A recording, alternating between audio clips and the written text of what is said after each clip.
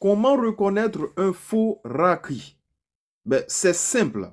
Pour reconnaître un faux raqi, il faut se poser la question de savoir est-ce que ce qu'il fait est conforme à l'islam ou bien est-ce que ce n'est pas conforme à l'islam? Simple. Encore faut-il connaître ce qui est conforme à l'islam et ce qui n'est pas conforme à l'islam.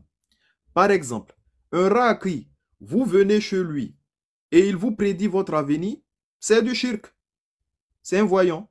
Donc c'est du shirk. Un raqi, vous allez chez lui, il récite le Coran et il ajoute des paroles incompréhensibles qui n'existent pas. Par exemple, il récite, il dit, c'est un exemple, hein, Bismillahirrahmanirrahim, et il fait, vous allez voir des bruits bizarres, des sifflements bizarres, on ne comprend pas, on ne sait pas c'est quoi. C'est du shirk. Il n'est pas conforme à l'islam. Un raqi, vous venez chez lui, d'accord? Et il consulte, il trace, etc. dans le sable, il demande les noms de vos parents, de votre maman, de votre papa, etc. Ça n'a rien à voir, c'est du shirk. Un raqi, vous venez chez lui et il vous demande la photo de votre maman, de votre papa, etc. Pour faire quoi avec? Il va accrocher chez lui à la maison? Pourquoi? Un raqi, vous venez chez lui, il vous demande de faire des sacrifices. Si vous faites le sacrifice, il ne faut pas que ce soit en direction de la Mecque, de la Qibla, précisément. Voilà, il ne faut pas dire Bismillah, il faut le faire coucher sur le côté gauche. Il va vous donner des exigences qui n'existent pas dans la charia. Par exemple, voyez, la fête du mouton. Il n'y a pas d'exigence sur les couleurs. Peu importe la couleur du mouton.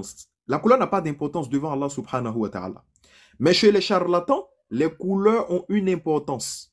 C'est pour cela, les charlatans, quand ils demandent un sacrifice, ils vont vous dire, bon, il faut que ce soit un mouton blanc, un mouton rouge, une poule blanche, un coq rouge. Ils vont vous préciser des couleurs. Pourquoi? Parce que ce sont les djinns qui exigent cela, pour détourner votre intention.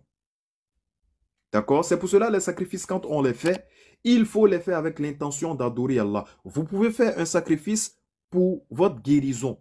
Vous pouvez dire à Allah, ce sacrifice-là, je le fais pour toi. Je demande que tu m'exauces. Je demande que tu me guérisses. On peut le faire. Parce que le sacrifice, c'est une adoration.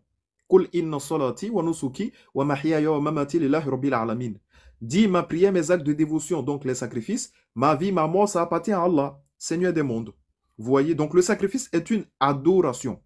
Mais égorger un mouton cou blanc, un mouton rouge, et aussi verser la nourriture dans la rivière, verser la nourriture dans les carrefours, jeter les œufs dans les rivières, enterrer les œufs, verser du lait dans les rivières, allumer les bougies inutilement. Tout ça, c'est du shirk, c'est de l'associationnisme. Allumer bougie, il vous demande allumer bougie inutilement, voilà, pour régler votre problème, verser la nourriture dans un carrefour, enterrer les œufs, jeter les œufs dans une rivière, dans un lac, tout ça, c'est du shirk. Un raqi qui vous demande, qui vous donne des talismans ou des gris-gris, des objets de protection ou de chance. Seul Allah subhanahu wa ta'ala est al-waliyu, le protecteur.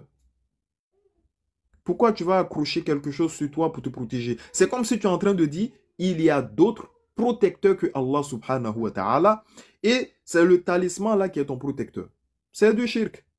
Là, je vous ai cité quelques pratiques qui sont fréquentes que nous on rencontre dans la ruqya, à savoir sacrifice pour les djinns, talisman gris-gris, bague de protection ou de chance. Faut connaître ce qui est conforme à l'islam. Si vous connaissez ce qui est conforme à l'islam, dès que vous allez voir même un charlatan, vous allez le reconnaître. Donc, Inch'Allah, peut-être le prochain live, on va aborder comment reconnaître un bon raqi d'un mauvais raqi. Je vais vous raconter des expériences qu'une personne a vécues. Vous allez voir, c'est très édifiant.